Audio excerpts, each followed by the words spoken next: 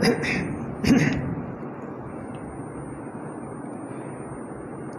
باللہ من الشیطان الرجیم بسم اللہ الرحمن الرحیم الم تر ان اللہ یعلم ما فی السماوات وما فی الارض ما یکون من نجوى ثلاثة الا هو رابعهم ولا خمسة الا هو سادسهم ولا ادنى من ذلك ولا اکثر الا هو معهم اینما كانوا ثم ينبئهم بما عملوا یوم القیامة ان اللہ بكل شیء علیم الم تر الى الذین نهوا عن النجوى ثم يعودون لما نهوا عنه ويتناجون بالإثم والعدوان ومعصية الرسول وإذا جاءوك حيوك بما لم يحيك به الله ويقولون في أنفسهم لولا يعذبنا الله بما نقول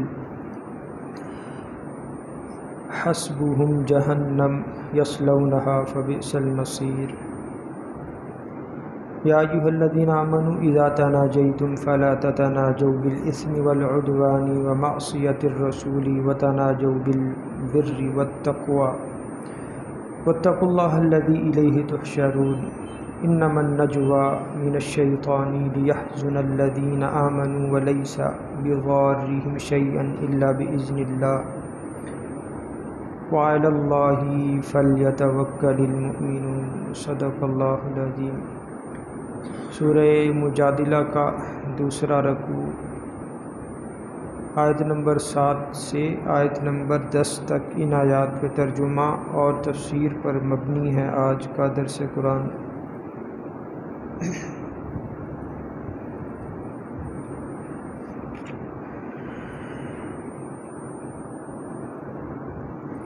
گزشتہ آیات میں اللہ نے زہار کا کفارہ جو ہے وہ بیان فرمایا کہ اس کی 3 صورتیں ہیں۔ کفارے کی 3 صورتیں ہیں، یا غلام آزاد کیا جائے، یا 2 ماہ لگاتار روزے رکھے جائیں، یا 60 مسکینوں کو 2 وقت کا کھانا کھلانا ہے۔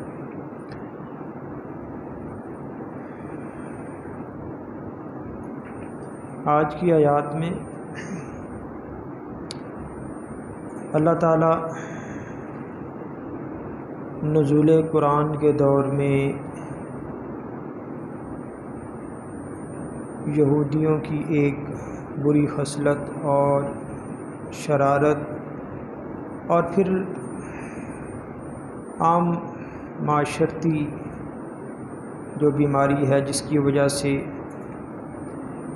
معاشرے میں فساد اور فتنہ جو ہے وہ رونما ہوتا ہے، اس کو اللہ بیان فرما کر اس کا رد کریں گے۔ سرگوشی جو کی جاتی ہے اس کی مذمت اور مشورے کی اہمیت کو بیان فرمائیں گے۔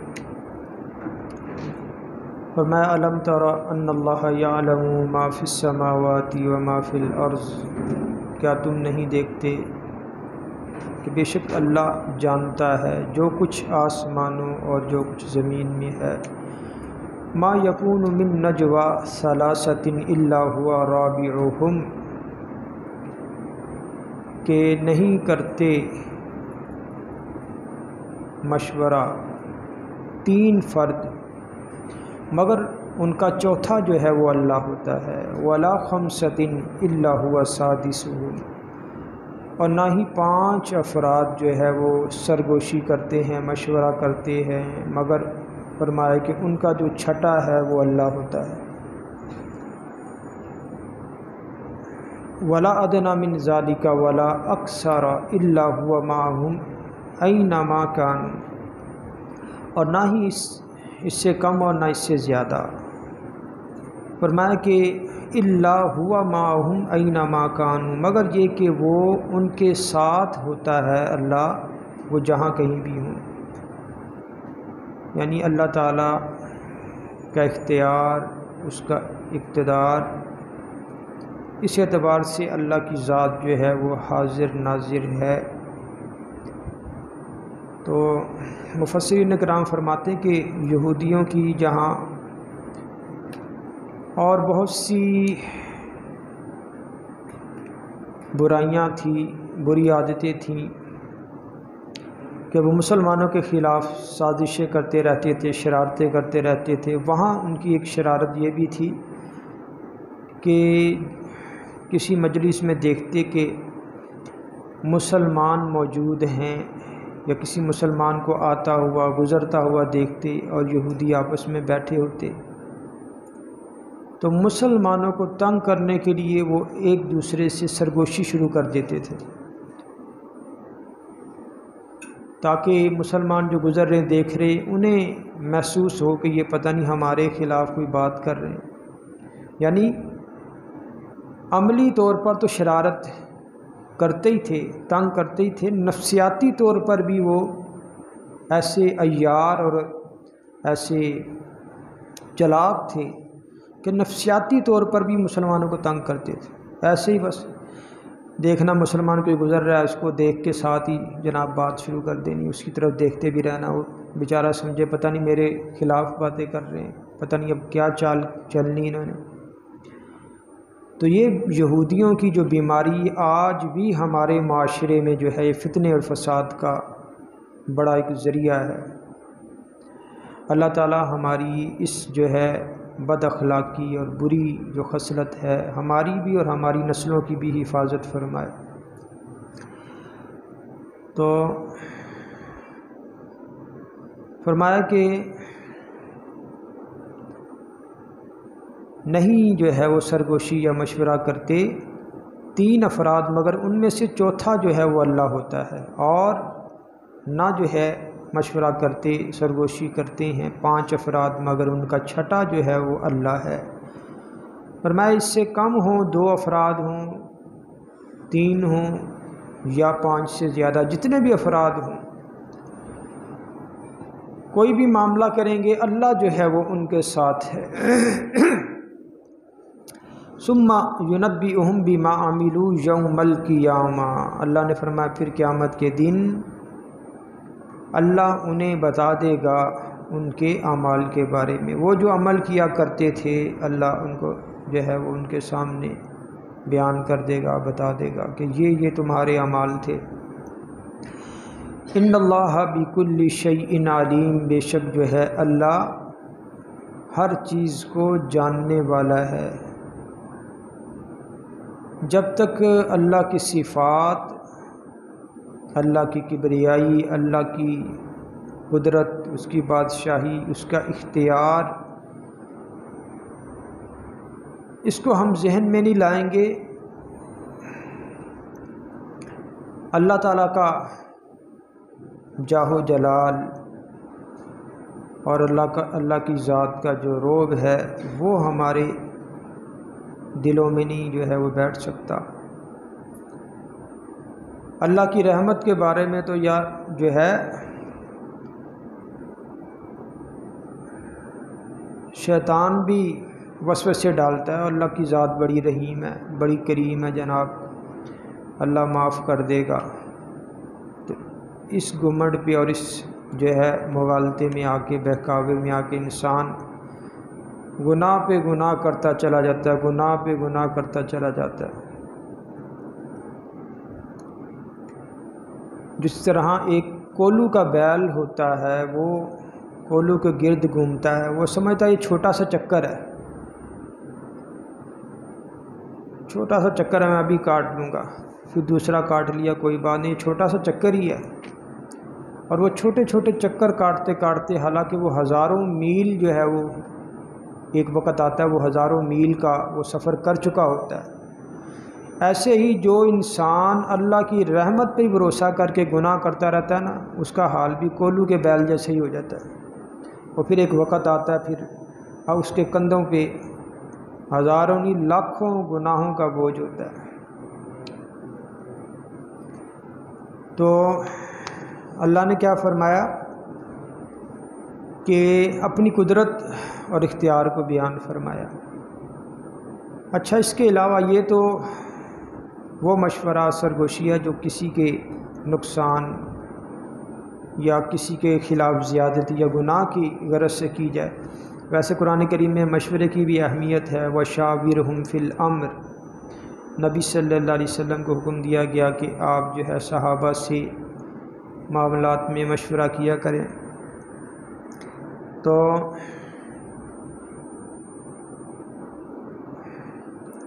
ایک ہے استشارہ جس کو ہم کہتے ہیں مشورہ، اور ایک ہے استخارہ۔ سب سے پہلا جو درجہ ہے وہ استشارے کا ہے، مشورے کا ہے، پھر درجہ آتا ہے استخارے کا۔ جب آپ کے سامنے آپ نے حالات کو اور تمام جو واقعات ہیں ان کو جوڑ کے کسی اہل علم سے، کسی تجربے کار آدمی سے، کسی بڑے سے مشورہ کر لیا، بات سمجھ میں آ گئی کہ بھائی یہ کرنا ہے، تو پھر آپ نے وہ پہلا جو درجہ وہ پا لیا۔ جب بات کوئی سمجھ میں نہیں آ رہی کرنا کیا ہے، تو پھر جو ہے اس کی باری ہے استخارے کی۔ اچھا،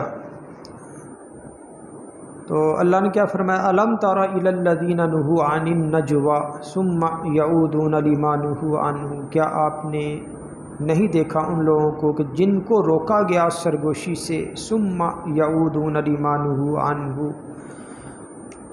پھر وہ پلٹ کر آتے ہیں اس چیز کی طرف کہ جس سے انہیں روکا گیا، یعنی وہ باز ہی نہیں آتے۔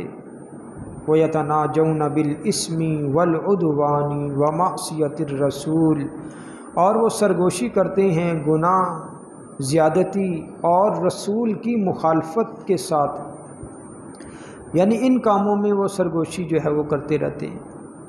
وَإِذَا جَاءُوكَ حَيَّوْكَ بِمَا لَمْ يُحَيِّكَ بِهِ اللَّهُ، اور جب وہ آپ کے پاس آتے ہیں تو وہ آپ کو دعا اور سلام کرتے ہیں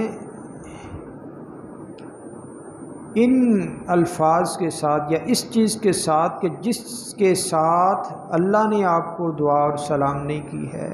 وَيَقُولُونَ فِي أَنفُسِهِمْ لَوْلَا يُعَذِّبُنَا اللَّهُ بِمَا نَقُولُ، اور کہتے ہیں اپنے دلوں میں کہ کیوں نہیں اللہ ہمیں عذاب دیتا اس بات پر جو ہم کہتے ہیں۔ ایک تو یہودیوں کی بیماری یہ تھی کہ سرگوشیاں کرتے تھے مسلمانوں کے خلاف، ان پر نفسیاتی دباؤ ڈالنے کے لیے، اور دوسری بیماری یہ تھی کہ جب نبی صلی اللہ علیہ وسلم کی مجلس میں آتے تو الٹے سیدھے الفاظ کے ذریعے سے سلام کرتے تھے۔ سلام کا کیا لفظ ہے؟ السلام علیکم، یہ کیا کہتے تھے؟ السلام علیکم، کہ تم پر ہلاکت ہو۔ تو ایک مرتبہ ام المؤمنین سیدہ عائشہ صدیقہ رضی اللہ تعالی عنہا نے سن لیا تو آپ نے غصہ آ گیا، آپ کو کہنے لگے کہ تو پردے میں تھی لیکن پھر بھی غصہ آیا، جواب دے دیا، یعنی عورت جو ہے پردے میں رہ کے کسی کی بات کا جواب دے سکتی ہے۔ تو کہنے لگی کہ تم پر ہلاکت ہو اور تم پر لعنت ہو۔ تو نبی صلی اللہ علیہ وسلم فرمانے لگے عائشہ ایسا نہ کہو، فرمایا کہ میں نے ان کو انہی کی جس نیت سے انہوں نے سلام کیا، میں نے ان کو وعلیکم کے ذریعے جواب دیا، میں نے انہیں یہ نہیں کہا وعلیکم السلام، میں نے خالی یہی کہا وعلیکم۔ تو یہاں سے علماء یہ بھی مسئلہ نکالتے اگر کوئی غیر مسلم سلام کر دے تو اس کو وعلیکم ہی کہیں، وعلیکم۔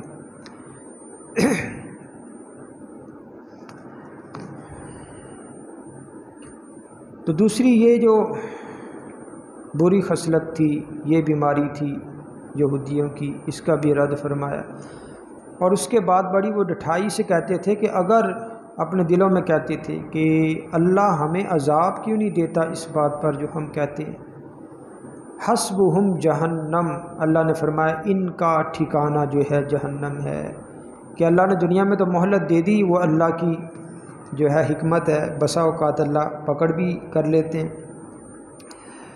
لیکن آخرت میں فرمایا حسبہم جہنم، ان کا ٹھکانہ جہنم ہے، یصلونہا، جس میں یہ داخل ہوں گے، فبئس المصیر، بری ہے یہ لوٹنے کی جگہ۔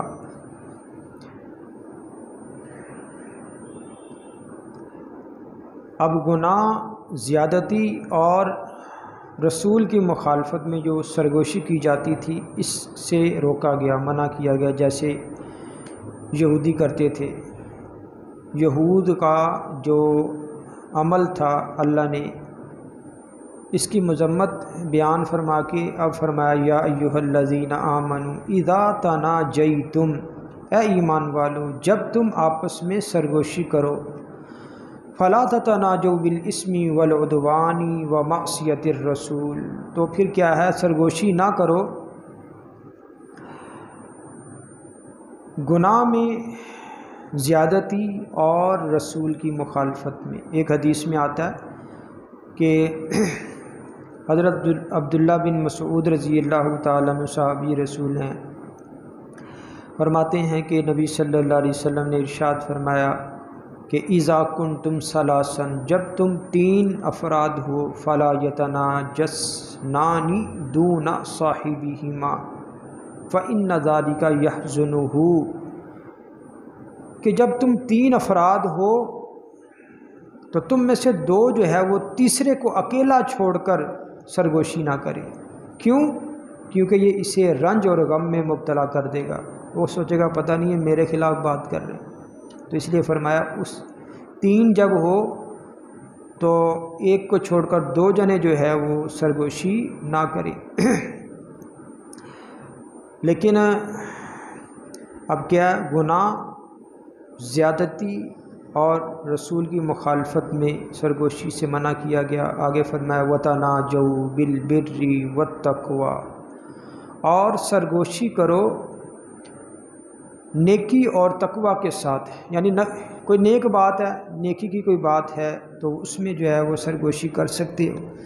جیسے اب اس سرگوشی کے متعلق بھی احادیث کی کتابوں میں سینکڑوں کا ذخیرہ ہے، سینکڑوں احادیث اس کے متعلق آئی ہیں۔ جیسے ام المؤمنین سیدہ جو ہے ام سلمہ رضی اللہ تعالیٰ عنہ فرماتی ہیں کہ نبی صلی اللہ علیہ وسلم نے فتح مکہ کے بعد سیدہ فاطمۃ الزہرا رضی اللہ تعالیٰ عنہ کو اپنے پاس بلایا اور ان سے کوئی سرگوشی کی، کان میں کوئی بات کہی، تو جس سے فاطمہ رضی اللہ تعالیٰ عنہ رو پڑی۔ آپ نے فاطمہ سے پھر کوئی بات کہی جس سے وہ ہنس پڑی، تو ام سلمہ کہتی ہیں کہ میں نے اس کے متعلق فاطمہ سے پوچھا، کچھ نہ پوچھا، میں نے نہیں پوچھا کچھ۔